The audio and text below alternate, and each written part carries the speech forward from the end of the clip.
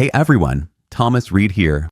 Canada just humiliated Trump at the G7, and Mark Carney's stunning comeback is shaking the global stage. Here's what just happened. All right, and top leaders of the world have descended on a luxury mountain lodge nestled in the foothills of the Canadian Rockies for the G7 summit. Now, the meeting takes place amid growing tensions in West Asia and Ukraine, as well as global economic turmoil.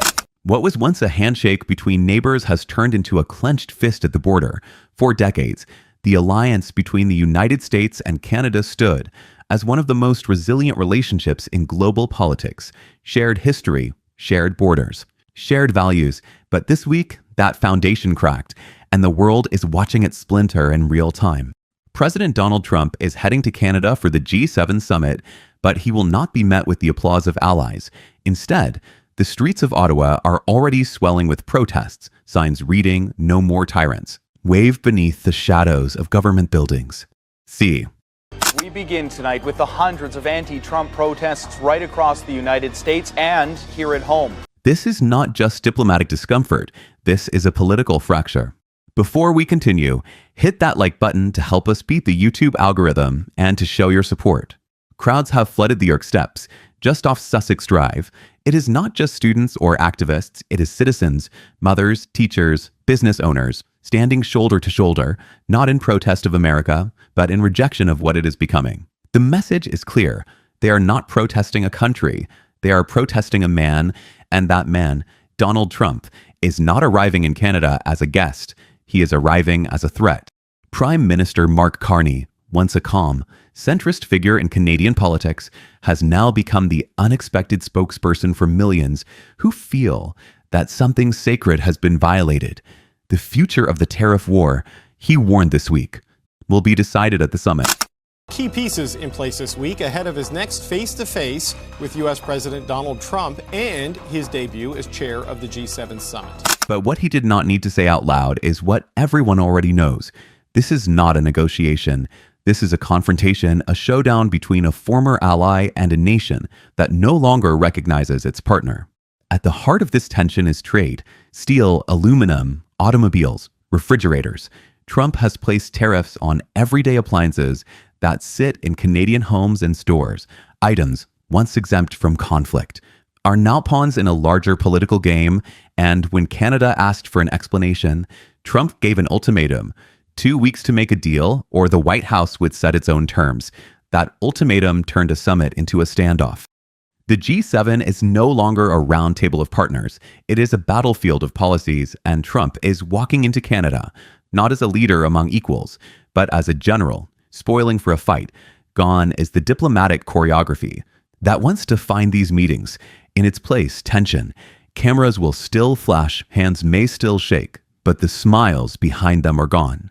Trump may arrive with his usual bravado, but it will echo hollow in a nation that has already moved beyond him, and the evidence is in the streets. Before we continue, hit that subscribe button to show your support to the channel. Outside the U.S. Embassy in Ottawa, protesters line the steps. What started as a response to economic pressure has now transformed into something more emotional. Rallies have broken out, not only in Ottawa, but across North America, sparked by a growing frustration that Trump's America is not just unpredictable, it is dangerous. The protesters chant, not in rage, but in warning. No tyrants here. One sign reads, another simply says, we remember the 1930s. It may sound like hyperbole, but those words are not coming from politicians. They are coming from people who have lived through history and recognize when it starts repeating. A dual citizen, interviewed on the ground, spoke through trembling words. What's happening in the United States right now, she said, is very similar to what was happening in Germany in the 1930s. This is not campaign rhetoric. This is lived fear. She is not worried about tax codes or foreign policy. She is worried about dictatorship crossing borders. Her voice is not alone. Across Canada, people are speaking up, not because they oppose America, but because they fear what America is turning into. They see a nation once defined by freedom, now ruled by ego. They see a leader who wields power, not to govern, but to punish, and they are lighting the streets, not with violence, but with clarity, because what is at stake is not just a trade deal, it is the future of global trust.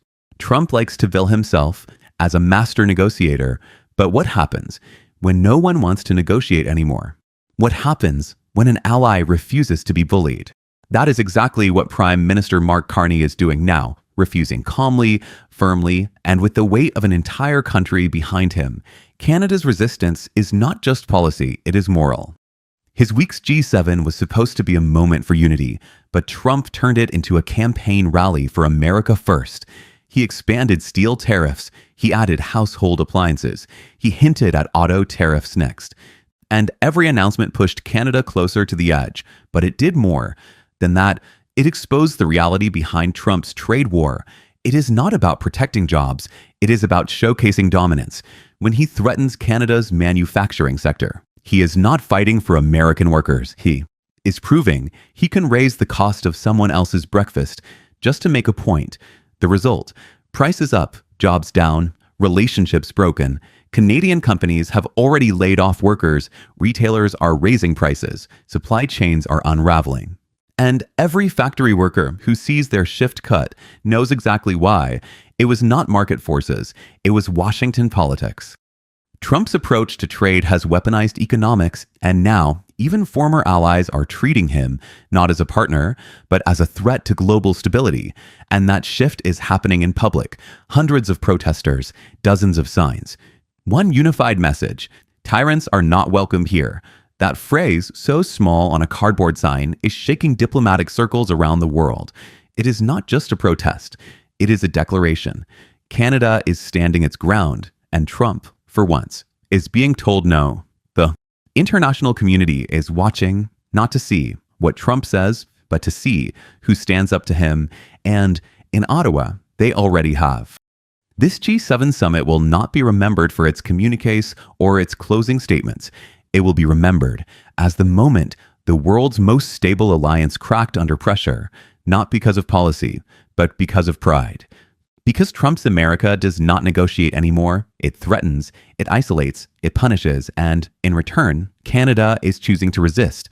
Across provinces, peaceful rallies are emerging, not riots, not chaos, just people standing still, holding signs, refusing to normalize tyranny. That resistance is not loud, but it is powerful. Trump may land in Canada with a motorcade. He may hold meetings in pristine rooms, but outside, on the steps and sidewalks, history is being written, not by presidents, but by people. And it is saying something louder than any press conference ever could. We see what is happening, and we will not be silent.